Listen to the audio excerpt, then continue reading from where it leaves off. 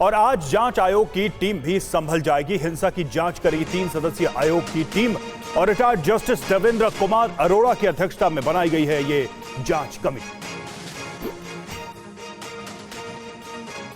तो 3 सदस्यीय आयोग आज जांच के लिए पहुंचेगा और आपको बता दें कि संभल में ये टीम इस पूरे मामले की जांच करने वाली है और उसके बाद अपनी रिपोर्ट सौंपेगी। रिटायर्ड जस्टिस देवेंद्र कुमार इसकी अध्यक्षता कर रहे हैं। और वहीं संभल में हिंसा की आंच पर सियासी रोटी सेकने की कोशिश भी जमकर हो रही है। एक तरफ सरकार है जिसका दावा है कि वो निष्पक्ष जांच कर रही है, तो दूसरी तरफ विपक्ष है जो बीजेपी पर धर्म के नाम पर बंटवारे का आरोप लगा रहा है। न्यायिक जांच के भी आदेश दिए गए हैं, उच्च स्तरीय जांच भी चल रही है और लाइन ऑर्डर को हम मेंटेन करेंगे। किसी भी स्थिति में शांति व्यवस्था से किसी को खिलवाड़ करने की अनुमति नहीं है और जो भी दोषी होगा निष्पक्ष जांच के बाद उसके बाद कार्रवाई होगी। लोअर कोर्ट ने जिस तरह आदेश दिया, जिस तरह आनन फानन में जिला प्रशासन ने सर्वे कराया, जिस तरह दर्दनाक घटना घटी कि 4 लोगों की जान चली गई और कई लोग घायल हैं, जेल में बंद कर दिए गए हैं लोग, एक अशांति की स्थिति पैदा हो गई है। तो इस फैसले से, इंतरिम ऑर्डर से रोक लगा दी उन्होंने पूरी तरह कि ना प्रशासन ऐसी कोई कार्रवाई करेगा और ना ही लोअर कोर्ट कोई ऑर्डर देगी। हाई कोर्ट में लोग जाएं, अपनी बात कहें और उसके अनुसार कार्रवाई। तो ये तो मुल्क को बंटवारे की तरफ लेके जा रहा है, खून खराबे की तरफ लेके जा रहा है। जैसे हमने संभल उत्तर प्रदेश में देखा, 4-5 इनोसेंट लोगों, मासूम लोगों की जानें वहां गई। तो अगर यही सिलसिला चलता रहा तो खुदा ना खास्ता हम 1947 जैसे बंटवारे के वक्त में हमारे मुल्क के हालात हुए थे, जिस मुल्क की बुनियाद यहाँ के जो लीडरशिप थी, जवाहरलाल नेहरू, मौलाना अबुल कलाम आजाद और बाकी जो हमारे सरदार पटेल, गांधी जी खासकर, जिन्होंने गांधी जी ने अपनी जान दे के इस मुल्क के सेकुलर कल्चर की एक बुनियाद रखी, तो वो सारी बुनियादें हिलाई जा रही हैं। अगर उनका जांच समिति पे भी विश्वास नहीं है और अदालतों पे भी विश्वास नहीं है, एएसआई पर विश्वास नहीं है, तब तो बड़ा मुश्किल हो जाएगा।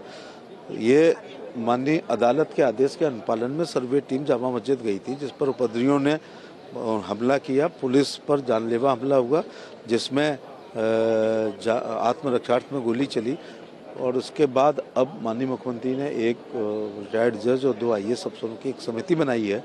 हमें उसका स्वागत करना चाहिए और उसको सहयोग करना चाहिए। और संभल विवाद में मुस्लिम पक्ष हाईकोर्ट जाता, उससे पहले ही हिंदू पक्ष ने उच्च न्यायालय में कैविएट दाखिल की है। कैविएट का मतलब है एहतियाती अपील। जी हां, हिंदू पक्ष की तरफ से वकील हरिशंकर जैन और पार्थ यादव ने इलाहाबाद हाईकोर्ट में कैविएट दाखिल की है। इसमें अदालत से मांग की गई है कि अगर मुस्लिम पक्ष कोई याचिका दाखिल करता है तो बिना हिंदू पक्ष को सुने कोई आदेश पारित नहीं किया जाए। सुप्रीम कोर्ट के आदेश के बाद मुस्लिम पक्ष जल्द ही हाईकोर्ट जा सकता है। और अब बात करते हैं सुप्रीम कोर्ट के आदेश की। दरअसल संभल पर देश की सबसे बड़ी अदालत यानी कि सुप्रीम कोर्ट में कल सुनवाई हुई।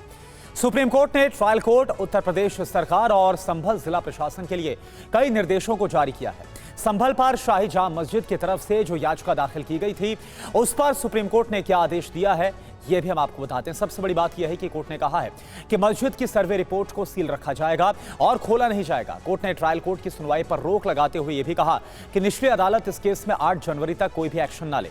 इसके अलावा सुप्रीम कोर्ट के चीफ जस्टिस ने यह भी टिप्पणी की कि उन्हें निचली अदालत के आदेश पर कुछ आपत्तियां भी हैं। इसके साथ साथ कोर्ट ने मस्जिद कमेटी को ट्रायल कोर्ट के ऑर्डर के खिलाफ हाईकोर्ट जाने के लिए कहा है और निचली अदालत को यह आदेश दिया गया है कि जब तक ईदगाह कमेटी हाईकोर्ट नहीं जाती है तब तक केस को आगे न बढ़ाया जाए।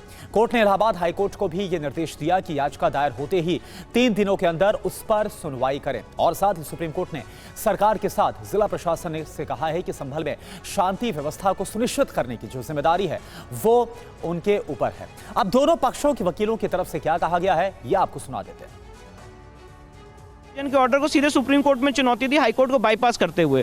तो यही बात सुप्रीम कोर्ट ने कही है कि आप इस मामले को इलाहाबाद हाई कोर्ट में चैलेंज करिए, जो भी रेमेडी है 115 की या 227 की आप उसको अवेल करिए, और अगर आप हाई कोर्ट में फाइल करते हैं तो 3 वर्किंग डे के अंदर ये मैटर लिस्ट होना चाहिए, और ट्रायल कोर्ट की प्रोसीडिंग स्टे रहेगी नहीं रहेगी ये हाई कोर्ट डिसाइड करेगा। जब तक हाई कोर्ट में नहीं फाइल करते तब तक रोक लगाई गई। जो सूट है सिविल सूट संभल डिस्ट्रिक्ट कोर्ट में, उसकी जो प्रोसीडिंग है वो स्टे हो गई जब तक हाई कोर्ट डिसाइड नहीं करता है। जो अपील फाइल करेंगे जाम मस्जिद कमेटी इलाहाबाद हाई कोर्ट के सामने, और 19 नवंबर 2024 के ऑर्डर को चैलेंज करते हुए, एक तो ये बहुत इंपॉर्टेंट है। दूसरी इंपॉर्टेंट बात यह है कि अगर कोई एडवोकेट कमिश्नर की रिपोर्ट है, जो सर्वे उन्होंने करा था, वो रिपोर्ट भी एक तरह से उसको पब्लिक नहीं हो सकती, उसको सील कवर में रखने के लिए कहा है सुप्रीम कोर्ट ने। तो एक तरह से जो भी फैसला 19 नवंबर का हुआ था वो अभी तक उसकी सारी कार्रवाइयाँ स्टे सुप्रीम कोर्ट ने कर दिया है, जब तक इलाहाबाद हाई कोर्ट डिसाइड नहीं करता है चैलेंज।